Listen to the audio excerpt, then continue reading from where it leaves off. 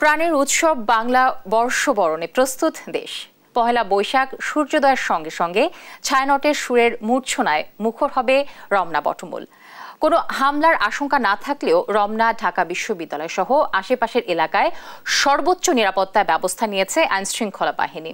সন্ধ্যার মধ্যে সব আয়োজন শেষ করার আহ্বান জানিয়েছেন ডিএমপি কমিশনার। আর রাজধানীর পাশাপাশি সারা দেশে বর্ষবরণ অনুষ্ঠানের নিরাপত্তা নিশ্চিত করার কথা জানান র্যাব মহাপরিচালক। জান্নাতুল মোহনার প্রতিবেদন জানাচ্ছেন জুবাইর রাজিন। বাঙালির অন্যতম উৎসব পহেলা বৈশাখ ঐতিহ্য ধরে রেখে বাংলা বর্ষবরণে প্রস্তুত রমনার বটমূল। চলছে ছায়ানটের শেষক্ষণের আয়োজন।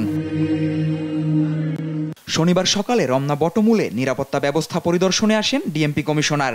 এ সময় নিরাপত্তা মহড়া দেয় সিসিটিসির বোম ডিসপোজাল ইউনিট, সোয়াট সহ ডিএমপির অন্যান্য ইউনিট।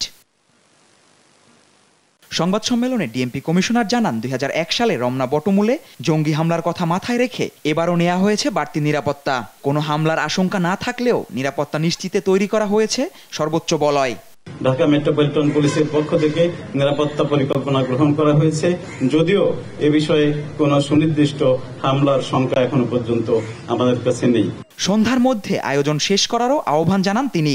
বিকেল 5টা পর্যন্ত এই এলাকায় প্রবেশের সুযোগ থাকবে। 5টার পরে আর কেউ এখানে প্রবেশ করতে পারবেন না এবং সন্ধ্যার আগে সকল অনুষ্ঠানমালা সম্পন্ন করতে হবে।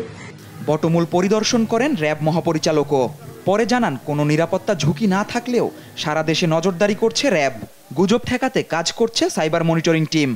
ভার্চুয়াল জগতে নববর্ষকে কেন্দ্র করে যে কোনো ধরনের গুজব, উস্কানিমূলক তথ্য, মিথ্যা তথ্য ছড়িয়ে অনাকাঙ্ক্ষিত পরিস্থিতি সৃষ্টি করতে না পারে, সেজন্য র্যাব সাইবার মনিটরিং টিম অনলাইনে সার্বক্ষণিক নজরদারি অব্যাহত রেখেছে।